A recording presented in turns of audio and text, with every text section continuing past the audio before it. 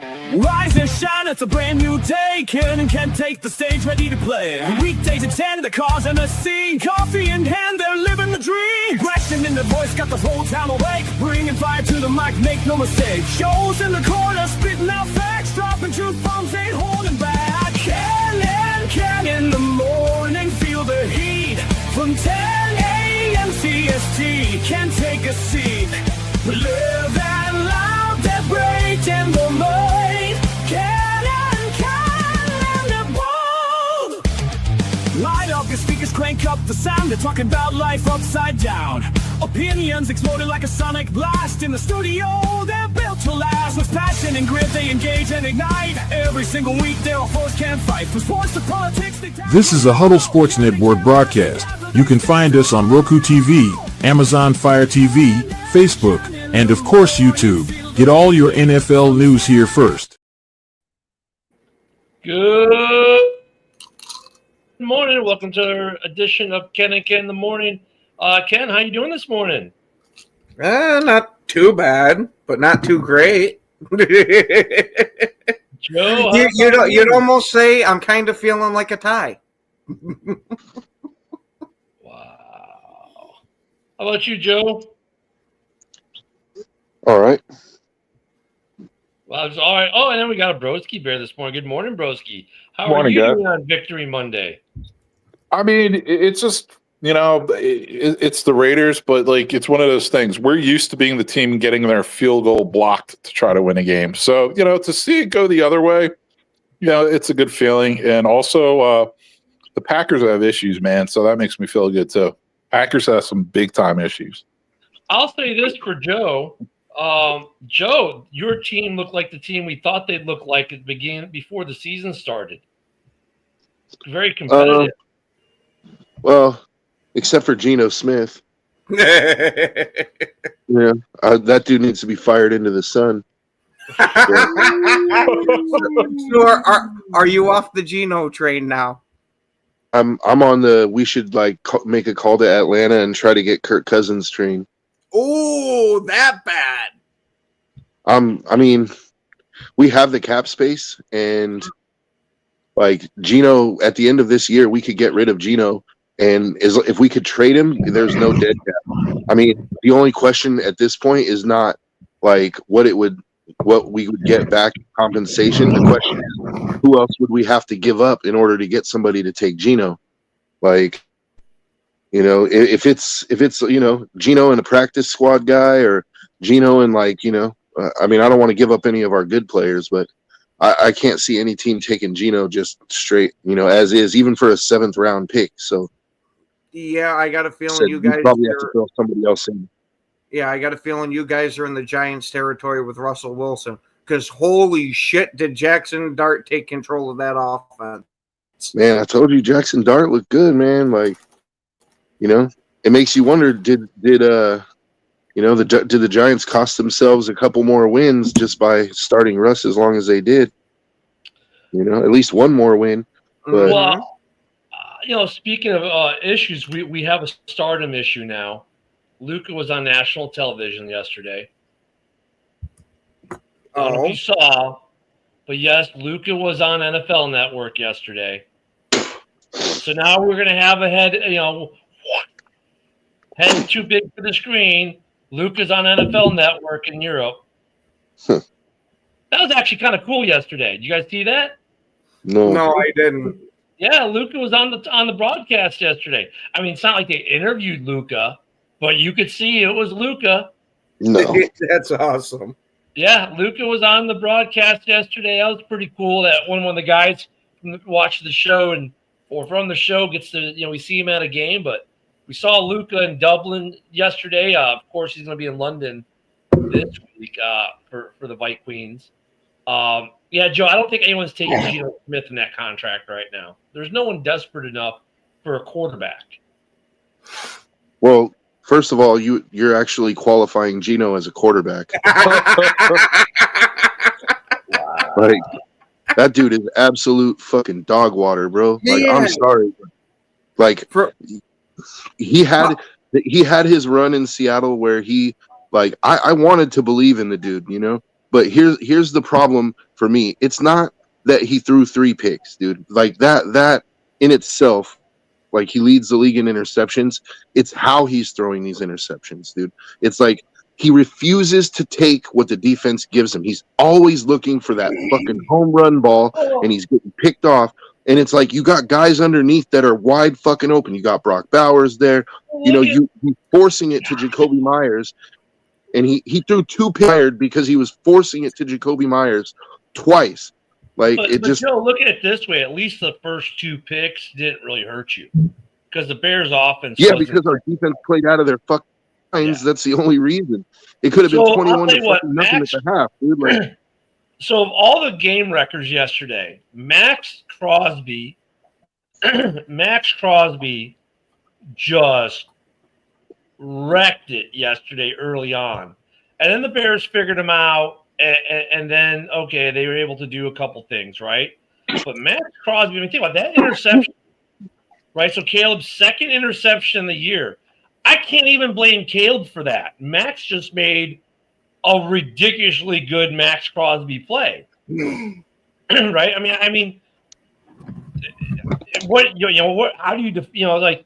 There was one of the other Bear fans was in the chat, not complaining, but complaining. I'm like, dude, how do you defend? You can't defend. We got to put more guys on Max. And how do you defend Max getting his hands up? I mean, you can't. Well, I mean, you can, but it's called holding. So, I mean, it's like sometimes. I knew Max Crosby was good. I didn't know he was that good. Yeah. Holy crap! Oh, I knew he was that good. We've seen him do stuff like that before. I've only been trying to tell you guys for how long now, like, because I get to see him every week. You guys don't get to see him every week. The dude is, in my opinion, he's the best.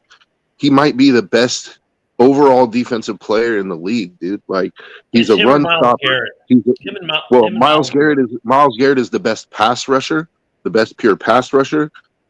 I think Crosby is a better overall player because even though he doesn't get as many sacks, he's a force in the run game.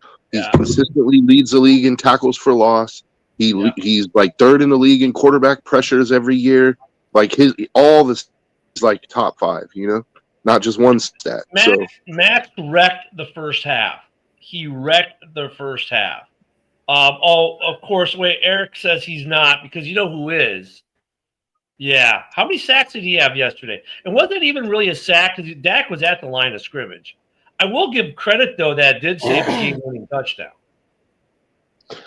No, dude, it's not Carlson's fault, Isaac.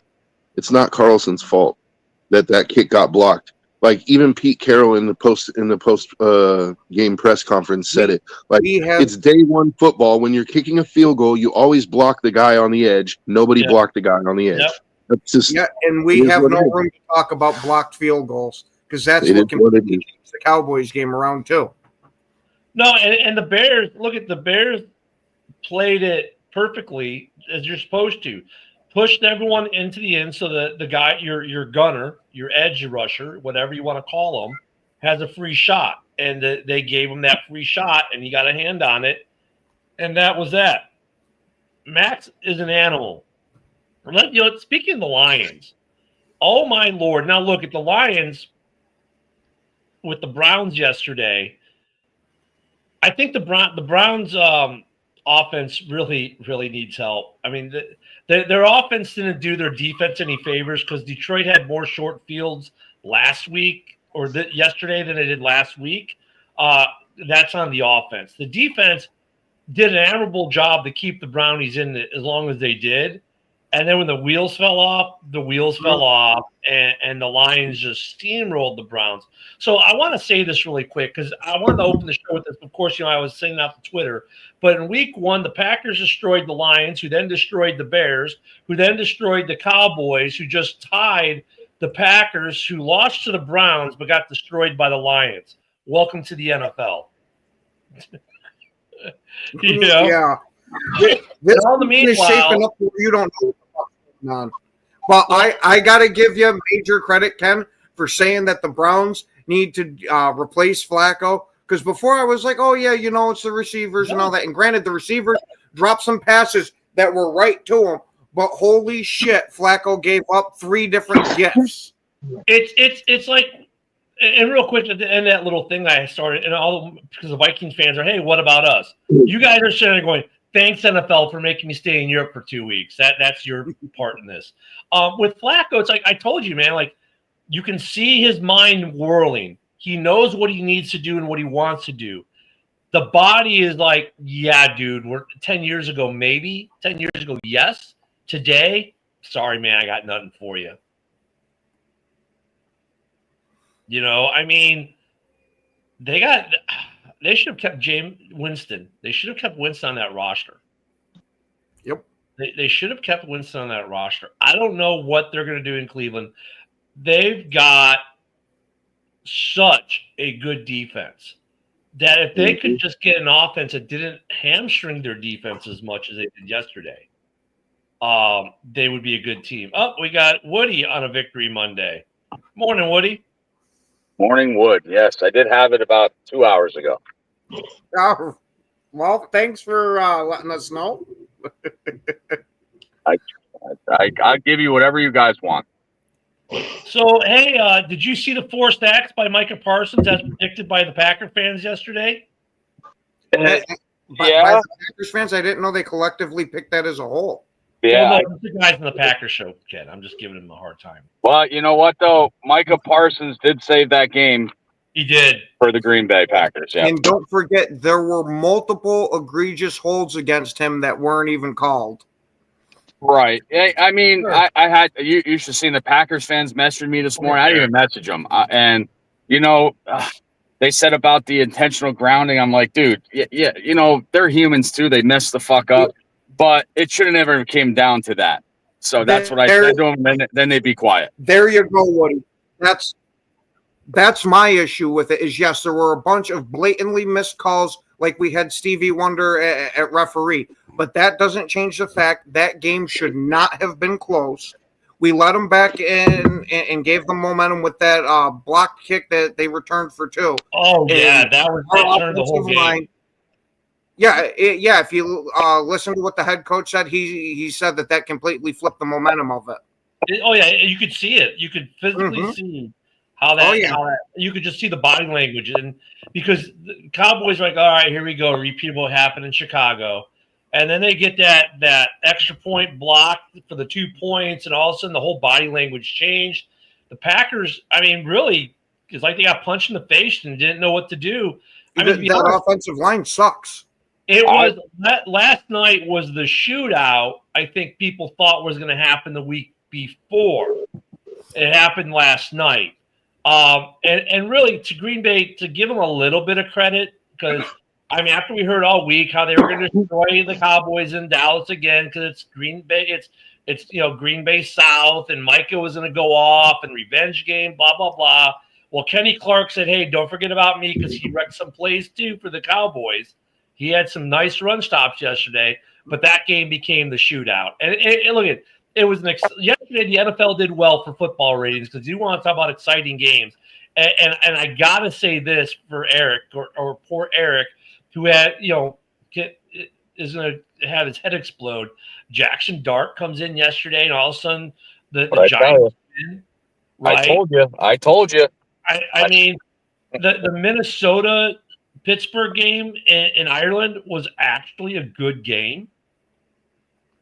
Yeah. Right? Was it? Yeah, I I expected Minnesota to win that game because the Steelers' rush defense had been terrible. They had actually been rushing good. Their defense was good, and Rodgers picked them apart. But whoever the hell the running back there was for the Steelers, that he stole the freaking show. And we can't really talk too much about the Giants because they booted us from Giants X because they said we're not football fans. So we really won't talk about the Giants too much there, Eric, because once again they said that the members of this show aren't football fans. So fuck themselves. Yeah, exactly. Let me quiz all of them. I'll see who's a football fan. Yeah. I thought unfortunately, I thought that was the Ravens, not the Giants. Oh no, and the Ravens as well. They were just mad that we were not just exclusively Ravens. Oh, both of them. Yeah. Yeah, and then let's not forget, Jackson Dart looked pretty good yesterday for a rookie, but Malik Neighbors tore his ACL, so there goes your offense for the next. That's huge. Yep. Oh yeah, that's terrible for it to happen because he was one of the budding stars. Ken and I were talking on Messenger right when it happened. You know what? I'm impressed with Jackson. I'm impressed with Jackson Dart. I mean, he only had 111 yards, and usually a rookie's get his nerves out and stuff like that. Usually, running or rookie quarterbacks like that don't run that much. And that first drive, he ran it right in. I'm like, yeah, this guy's, his nerves are out. But Woody, I'll say this though, Dable, if you want to say anything good about the man, did something smart because that wasn't his first playing time in the NFL. They had worked him into the game when Russell was starting, so he kind of got some of those first game jitters out in the other games because no, he wasn't starting and didn't play full time, but he went in. He had tasks to do like run the ball, stuff like that. So he did. So I think some of those that might have been good for him. Some of the jitters were out. I think that might be a good way of bringing in your rookie quarterback. Really, like let the veteran go first game or two if you can, and just like let him do a few plays, get the jitters out, and then by the time you get to the first game, you look like Jackson Dart did. Right. Yep. I mean, I wonder how much of that had to do. That'd be a good question. Someone could ask Jackson Dart in the New York media, hey, how much of those games where they put you in for just a couple plays here and there help you out for your nerves for your first start? Yep. Russell Wilson, only player to play himself on the Hall of Fame. Wow. Ooh. The Packers are in limbo because they're not in Loserville and they're not in Victory Monday. They're just in the we tied a football game land. That's where they're at. Well, I think that'll hurt. Yeah, I think that'll hurt when it comes down to like a shootout for a wild card or playoff or whatever. That tie might hurt them, but not now. It might. I mean, look at right now. The worst record in the division is 2-2. The division is doing okay overall. We're not third place. Yeah, but Mitch is like, yeah, but you're not first place, and that's where I'm sitting. Don't get in that argument with Mitch. He's going to win that one. Oh, please don't. Please don't. Yeah, he's going to win that one. Oh. The tie is still a loss, in my opinion. Okay. So, off your opinion. So, Ken, I wanted to ask you, all the questions around, Jordan Love. I think he had a pretty good game last night. He played absolutely phenomenal last night. He's the whole reason we were even in that game because the offensive line kept giving up pressures nonstop. The defensive line, as soon as Wyatt went out, could not get pressure up the middle. I saw the funniest meme this morning. It was saying Jordan Love looking for a wide open receiver, and it had a picture of Dobbs with that helmet that's got to be 3 feet big. I mean, that thing is monstrous. It almost looks like a cartoon caricature. You would think that parachute helmet will slow you the fuck down when you're running. I had the same thought. I'm like, doesn't it? It's got to slow him down. And how much weight's that adding to the helmet? Right. I was going to ask Roshan Johnson the same thing. Dude, like there are other players who wear the protector. Dude, none of them are as big as Romeo Dobbs. To be fair, that picture was doctored. His first 3 touchdown game, well, good for him. Mm-hmm. Dude, no, even on the field, you can see how big his helmet is compared to everyone else's. Like, I don't know what it is with other people who wear the cover. Is he wearing like 3 of them? Is he triple bagging it? I mean, because Romeo Dobbs' helmet looks massive compared to everyone, to include the other people that wear that protective covering over the helmet. His noggin, it almost looks like a cartoon. It's so big. Well, I mean, if Jordan Love can't find that big ass yellow helmet, then it's funny when it's on a short person. So it is funny on Roshan Johnson when you see him on the special teams going to try to tackle the person. I'm like, well, there he is. Yeah, I was gonna say it looks like the old Nintendo 64 games when you put in the cheat code for big head mode. Well, that's a good thing, Ken. You brought that up. Do you think that's an advantage for the quarterback to see him with that big ass helmet? Yeah, I don't think they're going to notice the big ass helmet. No, I think it is. I think it kind of is. You can't miss that thing. I mean, No. honestly, I think it kind of is. It's not meant to be an advantage, but I think that's a third, fourth order of effect with that thing. Dude, you can definitely see your boy there, that big ass yellow helmet.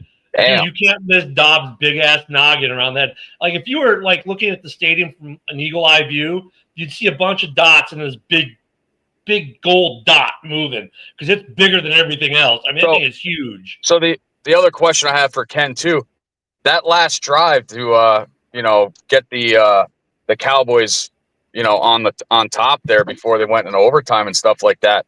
What was the downfall on that freaking drive? I mean, was defense just laxing or what's going on? Because Pickens was pretty wide open and went right off the sideline. Oh, what a major thing of it was Valentine played like shit for it. And he kept taking the wrong angles during that game. And this is a man that I have championed because he's usually outstanding in coverage. Granted, he had a lapse in coverage with that, but his tackling is still piss poor. That other big play that Pickens had was from him going and taking such a hard freaking angle. Right. I mean, the way Pickens turned around on that one touchdown play too. That one, the one to take the lead, I was like, holy shit, the guy broke his ankle. I tell you what, yesterday was a weird thing about the dichotomy of the NFL because when you watch that Packers game, you're like, as a Bears fan, you're watching it, well, shit, we just destroyed these dudes. Yep. And they're getting pressure, and they're doing these things, and they're moving on Green Bay, and Green Bay's having a little no problem, broski. Green Bay's having some issues that we weren't having. Like, okay, we can play with Green Bay. Like Bears fans are watching, going, oh, the Micah Parsons, the Packer defense, they don't scare me after watching the Cowboys game. Conversely, you're going to the Cowboys, you're like, dude, like, where was this defense last week against Chicago? Right. And then I was going to say, it's not like your defense was great. You still marched up and down the field on them. Well, and then that's the other part of it. Where their defense played really good at points when it mattered, they let Green Bay march right down the field and get a score. Well, the first couple of weeks, it was Green Bay's defense. Really, they were holy fuck. Well, and Broski, I love you too, man. I know you have to work, bud. Micah Parsons came out after the game and had said that this defensive performance was terrible, that they gave the game away, and he apologized to Jordan Love about it. Did the Jags win yesterday?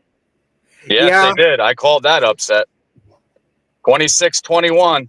Yeah, but this year, Bart Starr Walter. I was going to say, you want to know what's great about Bart Starr and Walter Payton that Mark Brunell doesn't have and will never have? A Hall of Fame gold jacket. Yeah, I know something about Bart Starr too. I wasn't alive when he was playing either. Yeah.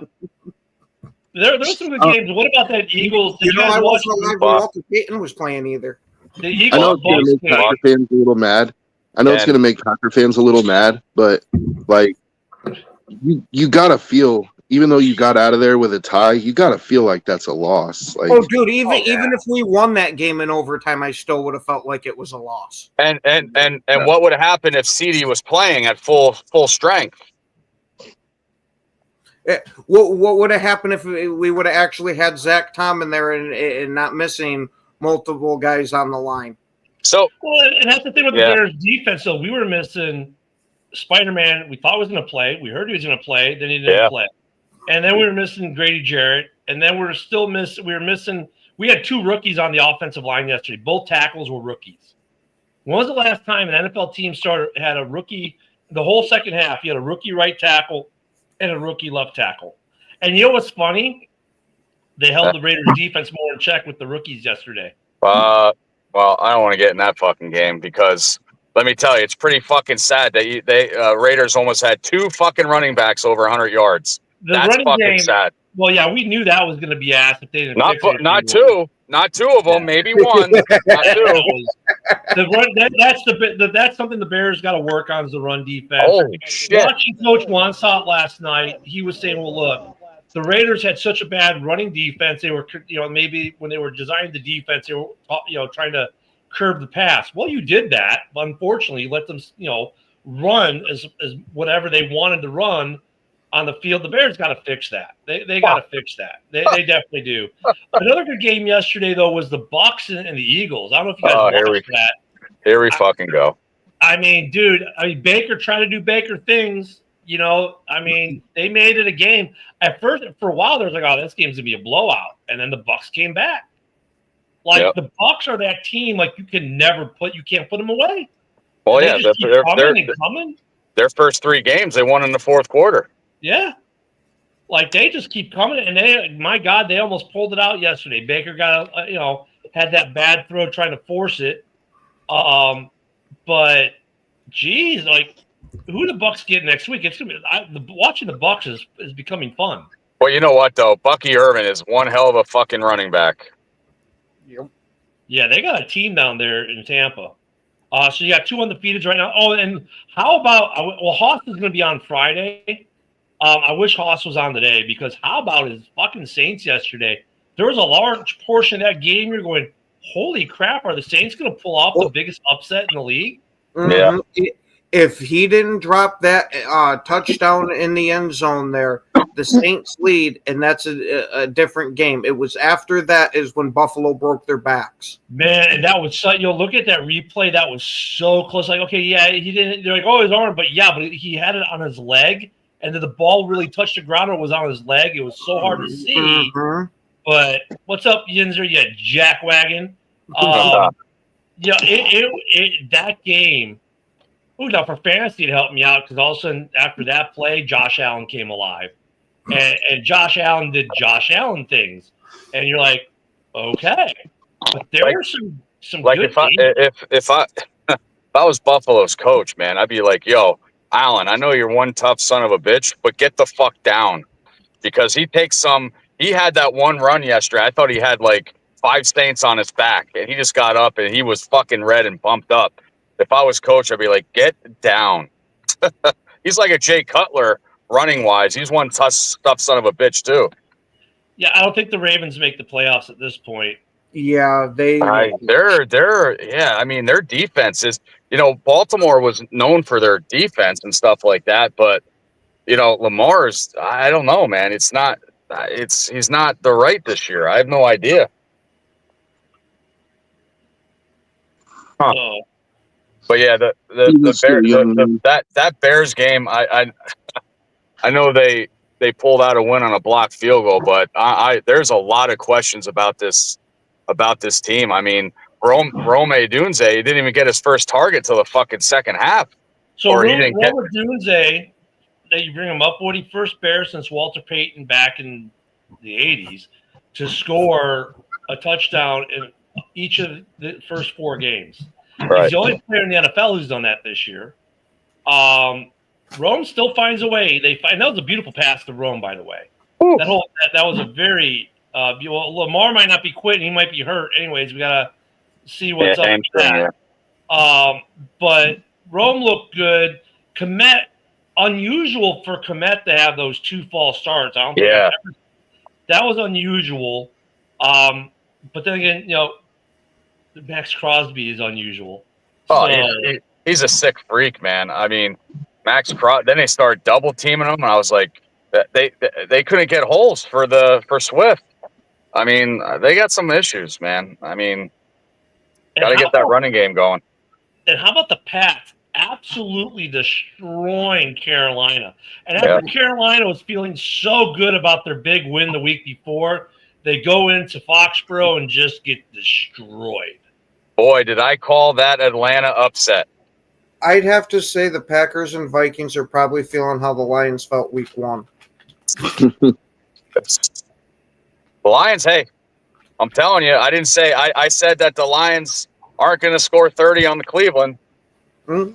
The short fields didn't help the Cleveland defense. There's a lot of short fields. That was because really it was a close game, and then they got a bunch of short fields and defenses. I don't care how good you are, short fields. They're going to get something usually, at least 3. But there's too many short fields. And of course, the Browns, their defense couldn't get off the field fast enough. They get off, and then all of a 2 seconds later, you're right back on. Why? I think the backbreaker was Raymond's punt return for a touchdown. Yeah, that was big. That was huge. Too. Yeah. Look at the Falcon Commanders game. I didn't call that an upset because I still think the Commanders are an overhyped, overachieving team from last year. To be fair, they were missing their top 2 players. Well, I think it is an upset. They got waxed by the Panthers a week ago, and I said they're going to be pissed off going down there. And telling you, about time they used Kyle Pitts right. And is Bijan Robinson, is he good? Yeah. Yeah. Okay, just want to know. Look at Penix's stat line from that game. He was like 21 of 26 for 300 and like something crazy. Yep. Penix, So I guess Kirk Cousins back down to a frown. I know he was laughing last week, but I know he's all frowny this week. Oh, and of course now the Texans are back because they blanked the Titans. So No.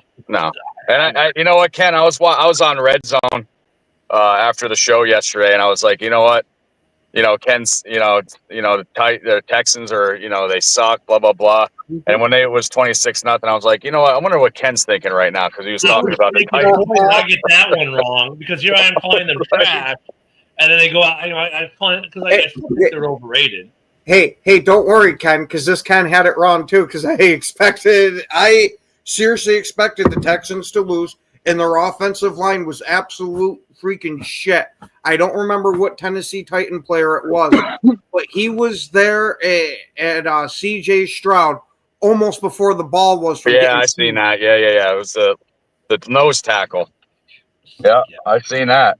That game was a lot on Texans. The Texans defense was controlling that game more than it was the Texans offense. They were the recipient of some short fields and whatnot. So but now the hype train will be back on the Texans because of the big win. And it's like the Texans, the Commanders, the Broncos last year. We're talking about these teams. It's funny, a team overachieves once. Like the Texans overachieved 2 years ago, and people are still carrying that forward to this season. Like, dude, those 2 years. Well, I think a lot of that also had to do with the offseason they had after it, is adding all the pieces that they did on defense, bringing in the Stephon Diggs and all that. Diggs looked good yesterday in his game, by the way. But yeah, we gave them a bunch of hype, and they haven't lived up to it. Jesus Christ. So yesterday at the does the Texans owner absolutely hate C.J. Stroud? Did he take the last donut at the team breakfast or something? Wow. But when I was watching, Jody almost had to leave the fucking house yesterday because of the Raider game. Did the Bears players in the background say, "Hey, welcome to the fucking league, Austin Jenny"? I'm like, Jesus Christ, dude. And how many yards did Mostert have? Mostert. So they had over 200 yards rushing. 200 yards rushing. 240. Yeah, that's fucking disgusting. Yeah. Disgusting. Something that came out last night. Something that came out late last night, and we've called it here on the show. I don't want to hear that. I don't want to hear that, Ken. Here's an article from last night that came out late. NFL aiming to play 16 international games per season. 16. League finalized plans for Rio de Janeiro. Yep. 16. That's a lot. I'm not surprised. Maybe when the Bears they build at Arlington Heights, they'll be overseas the whole season, so that they can't play at Soldier Field anymore. Maybe that's what it meant. Yeah, Stafford in his game. That I'm telling you, even though the Sheagles beat the Rams, I still like the Rams in the NFC. I really do. So some good games yesterday. What was the biggest surprise game yesterday for you guys? The Atlanta game. Mine was the Giants beating the Chargers. Yeah, that too. I didn't think they had a snowball's chance in hell with how the Chargers were playing. But hey, like it's been said many a times before, the Chargers are going to Charger. Yep. They were calling it the biggest upset in NFL season on the broadcast yesterday. I'm like, I don't know if I guess I was like going, I don't know if I'd go that far, but then I was like, but then again, it kind of is the biggest upset of the season to date. Well, that was the biggest upset. But you know what? The surprise for me, but it wasn't really a big surprise for a lot of people, how Kansas City handled the Ravens at home after the poor start the Chiefs had. I didn't think they'd handle them. I know Ravens have been having their problems, but this is like a AFC Championship game and blah blah blah stuff like that. I was just surprised how they just went out and took it to the Ravens yesterday. So let me ask this question, because I think the landscape, the AFC, is completely different today than it was when we started the season 4 weeks ago. The only thing that's kind of remained the same is the Bills are still the Bills. And Josh Allen is going to do Josh Allen things, and he's going to truck people on his way to the end zone and everything else. But there's no Burrow in Cincinnati. The Kansas City has shown their humanity, that they can be beat, and they're not, and they are slipping. Baltimore has fallen off the cliff. The Browns, they've shown they can be a really good football team, just lacking any kind of offensive consistency or an offense that can help their defense. Pittsburgh seems to be finding its identity right now. Yeah. Well, the Chargers will charger. Yesterday was a setback, but overall they've been doing well. What's the picture in the AFC right now? I still have my Super Bowl pick, Bills and Rams this year. Yeah. AFC wide open, man. Yeah, as of right now, you got to give it to the Bills because they at least look like the best team, at least so far in the AFC. Granted, their defense ain't great, but it's enough to keep it close to where Josh Allen can win the game. I actually think the Chargers have looked like the best team in the AFC until yesterday. And it's not really I know we like to make the joke Chargers gonna charger, but I don't think that's what happened yesterday, actually. Like, Joe Alt got injured. So now they're down their 2 starting tackles, right? Khalil Mack is out for the season, most likely with that injury. Like, the Chargers have had some serious injuries to some really key players, and I think that's starting to catch up with them. But also, the Giants' defensive line that we've been talking about, like, I think they finally showed the capability that we've been expecting from them all season, dude. Like, Herbert didn't have a chance to get comfortable at all yesterday. Thanks, Broski, for saying that. I appreciate it. Or it was Abdul Carter, or it was Brian Burns. There was always somebody in his face forcing him to make those throws where he's like off one foot when he's running. Like, those throws are hard to make, dude. And Joe, on top of that, not only did that defense finally show up, right? But I think they got a little bit stunned by Jackson Dart. Like, they kind of had an idea how to plan for him, but they didn't really know how to plan for him. So part of the defensive plan was kind of shot to shit because Dart did things I don't think they game planned for. Is that true? Mac's only going to be out a couple of games with that injury? With that injury? It only ended up being a dislocation. Lucky him. I thought he needed a new elbow. That's exactly what I thought too, watching it, and apparently it wasn't even a bad dislocation. The other question with Ken's boyfriend, Aaron Rodgers. It depends if Steelers. It showed yesterday their defense, but how Minnesota came back.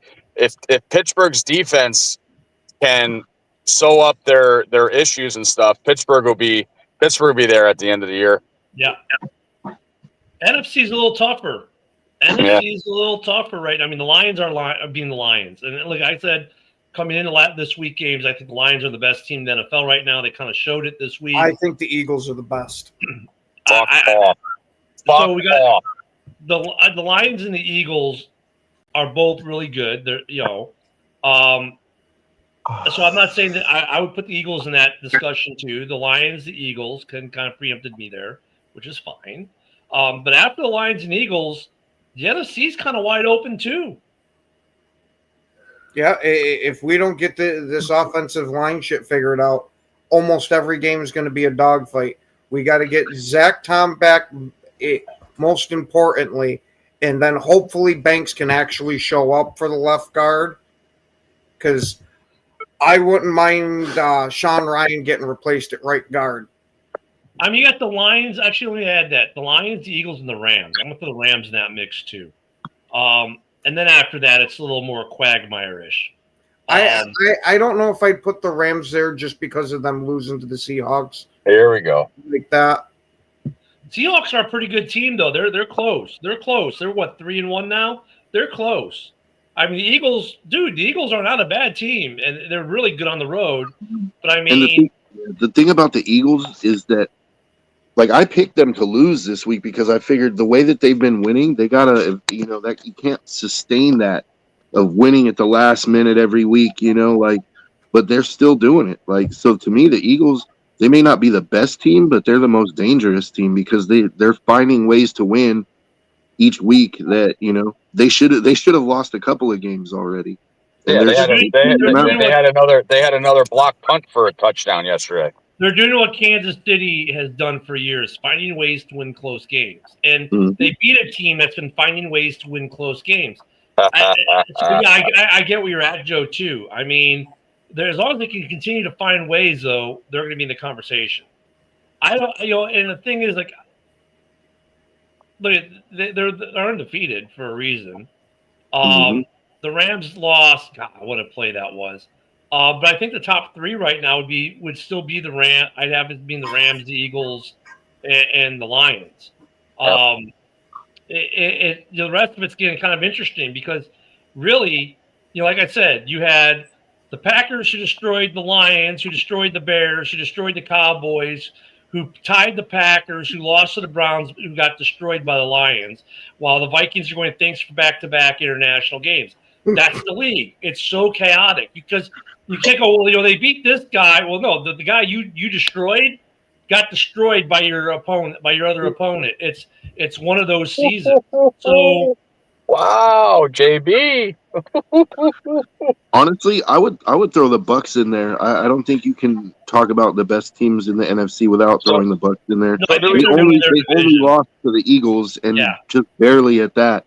Yeah, I would like to see them play more. Like, I want to see them play some of the better teams in the NFC. Like, I wouldn't mind seeing them play the Packers or the Rams. See how they do against those teams because, they beat the Texans and they beat the Falcons. I want to see how they do against some of those better teams. Do we all agree that the Niners aren't the Niners anymore? They lost yesterday. They're 3-1. Do we all put the Niners out this year? We did. You said the Niners are 3-1? Yes. I mean, they're a very quiet 3-1. Yeah, they're a very quiet 3-1. Like, yes. And they played the Saints. Well, the Seahawks are 3-1, right? I mean, they're definitely in the mix. God, who would have thought the Seahawks should be 3-1? Sam Darnold is still playing good ball. It's tough. There's some good 3-1 teams out there. The Bucks are 3-1. The Rams are 3-1. The Colts are now 3-1. The Colts, they might have to be talked about. They gave the Rams a great game yesterday. That ended up being a really good game to watch. I mean, that game, Colts, man, who gave the Colts a chance? No one. Not this year with Daniel Jones. That's probably the most surprising team in the league right now. Yeah, that's what I'm glad I was fun. JB agrees. In one ass cheek, three toes. Like, what did you agree with that I said that you'd like to see the Bucks play some of the better teams in the NFC before you can call them the best, right? Right. Yeah, the 49ers, they're a quiet 3-1, and I don't know, if we're basing it off yesterday's performance, like, I don't have a whole lot of faith in Brock Purdy, dude. Like, he looked like shit. And look at the Jags are a very quiet 3-1. Yeah. Now look, we all said they would be boom or bust. And so far, they're booming. They're booming. They're booming. Yep. Got to give the Jags credit, man. Because the Niners, as much as we like, the Niners they're a quiet, like, we know that they're kind of at the end of their run, right? but they're still a talented team. Like, they have a lot of talent on their team, but I just think it's aging talent, and the Niners should have taken this year to rebuild. Honestly, they should have traded off guys like Kittle and Warner and got as many draft picks as they could and started over. They're 3-1 though, and Kittle's been out since the first quarter of the first game. Right, but I'm saying this past offseason they should have been. They should have been. Yeah, they should have made that happen. They should have tried to get what they could from McCaffrey. They should have tried, Fred Warner. McCaffrey's still been a huge piece of this team, but Kittle, it looks like you could have traded Kittle and been fine. McCaffrey, I would have traded McCaffrey. Yeah, the Niners gave him a contract. What was it? 4 years, 76 million? McCaffrey when he signed an extension, or Kittle. I thought Kittle was only a 2-year deal. 4 year. See, and the thing is, though, the Niners have they have good running backs. Like Garendo, in my opinion, Garendo is a good running back. They traded Mason. They shouldn't have done that. But honestly, I would have kept Mason and traded McCaffrey this past offseason and, get what you can get, dude, because Mason's a good young running back. But and he's on a cheap contract. But, I mean, you can get a first-round pick. Let's be realistic. If you're the Niners right now, like, you could get a first-round pick for Fred Warner for sure. Yep. In my opinion. Nick Bosa's out for the year. Bosa's out for the year.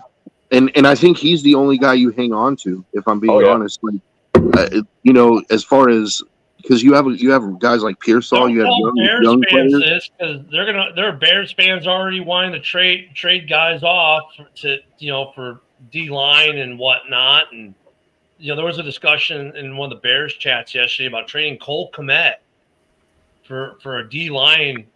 I was like, God, I can't remember the exact trade, but I'm like, first off, I'm surprised there was a trade this morning because teams don't usually start making trades in season until like a week before the deadline, so week 7 into week 8. Well, I heard in the track, Ken, about trading DJ Moore. Oh, that was it. It was trade DJ Moore and a 3rd-round pick for who was? Let me find it now, just so you guys can have a good chuckle. Please make me laugh because I'm not fucking laughing right now. Trade proposal: Bears trade DJ Moore and a 3rd-round pick to the Giants for Kayvon Thibodeau. For Thibodeau, yeah. Yeah, for Thibodeau. Because Neighbors is out for the season. They could use a wide receiver. That was proposed. I was like, I saw that. I just started laughing internally. I was like, yeah, no. See, Ojo, this is the guy, right? Believe it or not, this is the guy. Keep this up. He actually came into our dealership before and during training camp and wanted a Ford F-150 Raptor, but he was too cheap. I was like, get the fuck out of my dealership now. But yeah, so just wanted to throw that in. I don't know if I agree with that, Broski. He had some nice catches yesterday. The 2 false starts, yeah, they suck. But overall, I think he's been playing pretty good. So for right now, Ken. Go ahead. For right now, Ken, Swift is rich. But for right now, if this was the end of the season, would you extend Kmet or trade him? I wouldn't have to extend them because he's still under contract. Right. Yeah. I mean, yeah. I would hold. Yeah, that trade is stupid, isn't it? I would hold him. I mean, yesterday he played well as far as the receiving piece of it. The 2 false starts, which are uncharacteristic of him, he had an uncharacteristic game in terms of that. But over his career, he's been pretty good on stuff like that. So no, right now I think he's still like Swift being the Ray Charles of running back. That's funny, but here's a problem. The dude kept getting hit in the backfield. Like, he gets the ball and there's someone on him. So I don't care what kind of vision you have. The second you feel people on your body after you receive the ball, vision's kind of out the door in the way it normally would be looking for holes. Now you're just trying to escape. And he had to escape a lot yesterday. And look, at the end of the game when we really needed him to get some runs, well, he did score a touchdown. He did get some bigger runs. The Bears, it's not the running back issue. It's still an offensive line issue.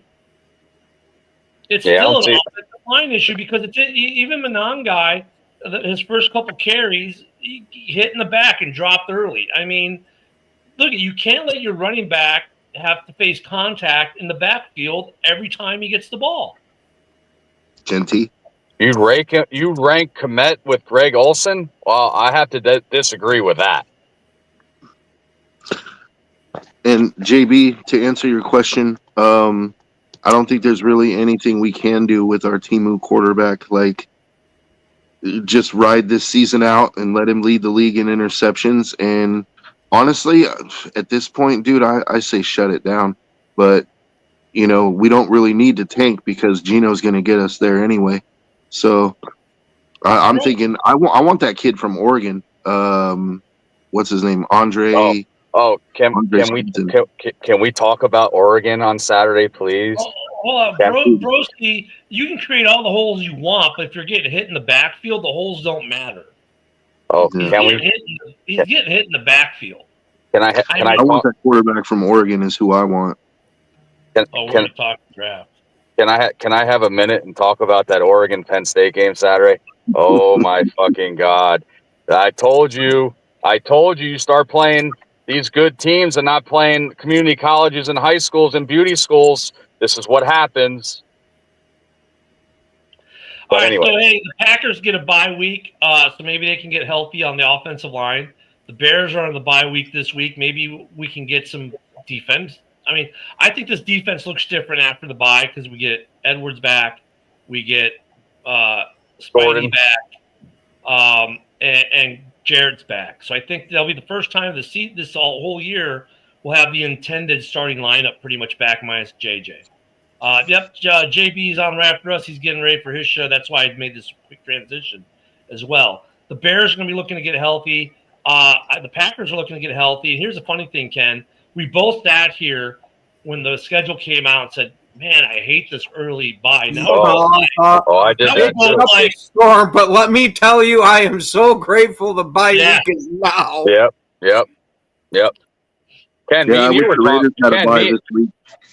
you were talking about it too. I was like, man, fucking week 5. Then you got to play all these games in the second half. Ooh, am I glad they had it planned out right. So, I mean, this Bears defense might look a tad different coming off the bye. The offense for the Bears, I know we didn't spend as much on the Bears offense in this game. Look at Max Crosby came out after the game and had a lot of really good things to say about Caleb. A lot of nice things about Caleb, actually. There's still progression. The O-line might have had a little bit of a regression against Max yesterday to start. Caleb really never got an opportunity to get comfortable in the pocket. And that was one of the things Max said. Max, we never let him get comfortable, yet he still delivered some big balls and helped his team win the game. I mean, Max Crosby had some high praise for Caleb yesterday. I like the direction overall that this Bears offense is moving overall. It hasn't been great. Yesterday was not great. He spread the ball about a little bit pretty well. But Max is right.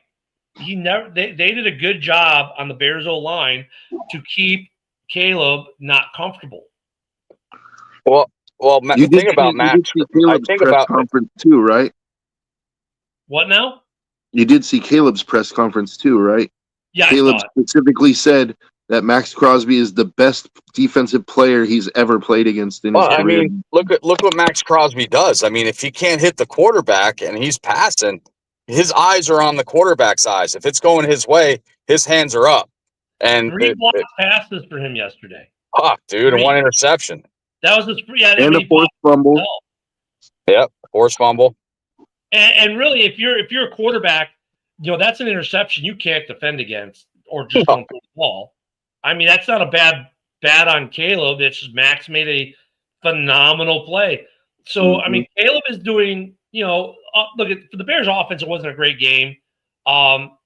That defensive line for the Raiders finally became the defense that Joe and I have been hoping for the last 2 years. Some guys who were injured last year started to step up. We're getting to that point of the season now. The rust is fully off these guys, and we're starting to see what these guys really look like as teams. For the Bears, though, what a great thing to get a road win that was like that. You know what I'm saying? First off, look at Ben's already won more road games than Eberflus. So I mean, I mean, it's just like That's a good win for the Bears. It's winning ugly, as the White Sox used to say back in the 80s. They win? Winning ugly. But you know what, though? It's a great win on the road in a close dogfight to walk away with and come into the bye. That's a step in the right direction for Chicago. And what's that saying, Ken? The whole saying is, I'd rather win ugly than lose pretty any day, right? Yeah. The Bears still have issues. No pressure. They didn't pressure Geno as much.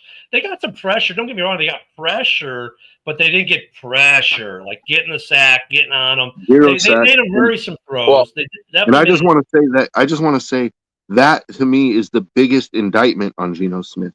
There was 0 sacks. The offensive line finally did their job and gave him time, and he still threw 3 picks. Well, no, but they definitely made him. They definitely pressured some throws. They made him throw it early a few times, and that kind of led to some of the plays. So they're but not on the interception.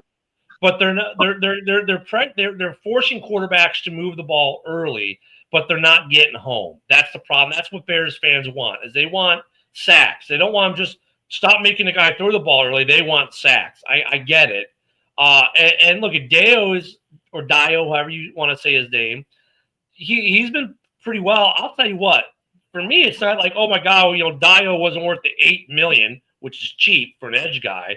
It's more of, where the hell has Montez Sweat been this season? That's my question, Woody. Where the hell is Montez Sweat? I don't know if they're doubling him or he's still a little bit injured or whatever, but yeah, he's got to wake up, and that's interesting. After the bye week, what are they going to do with Booker coming back? Is he going to come in and switch around with Dio, or what's going on there? They're going to put him in rotationally. I think they'll start to get him into the mix. I mean, this Bears defense should look a little bit better coming off the bye. Offensively, the only thing I think we could do offensively, I know Broski hates Swift. I think either we got A, use Monangai more, or B, get another running back in there to be the counter piece to Swift on the outside. Mm-hmm. If we get Swift on the outside, dude is ridiculously good. In the middle, that's never been a strong suit, as Broski will point out with the fireworks. They need the guy to be more the inside bruiser running back. And I don't know if there's a trade that can happen right now. Sewell is playing really good in the middle. I don't know if I want to trade Edmonds right now because I like having depth. That's a problem. It's like either we're going to be a playoff team or we're not. And right now, and to be a playoff team, you need depth. So that's probably like yesterday, trade DJ Moore, trade Kmet, trade Edmonds, trade Sweat. Okay, I don't know if I want to trade them right now because you need to be adding, and you need depth. And even if you trade for a guy to replace Montez, now you can use him as depth. You know what I mean? So I don't know. Not on that contract. Yeah, that's the problem. He's got a big contract. We're only 4 weeks in the season, so let's see what happens here. But if the Bears make any trades, I think it's more like they're trading draft picks to add players, right? And also, I just want to throw out there, don't feel bad about not being able to do a whole lot running the ball yesterday, because the Raiders, as quiet as it's been kept, the Raiders' defensive line is actually, they're like, from what they were saying on the broadcast, they were top 5 in run defense. Yeah. Up till, and I don't think yesterday did anything to change that. They didn't break off any big runs. So, well, Joe, just to piggyback off that quick, is we've been having a problem all year. It's not just because of the Raiders' defensive line. No, I'm not saying it is. I'm just saying don't feel like, I'll say this before we got to go. I think for the Bears, the problem still rests a lot with the offensive line. The offensive line is definitely light years better than pass protect, but on run block, they're still not that good. No. So some food to thought. We got football night, 2 games tonight, guys. We're out of time tonight. Enjoy the double Justin Fields. Yeah, we'll see some Justin Fields tonight. Enjoy the doubleheader on Monday Night Football. For everyone here, thank you for the comments. Thank you all for watching. We'll see you tomorrow. Have a great day and enjoy some football. Peace out.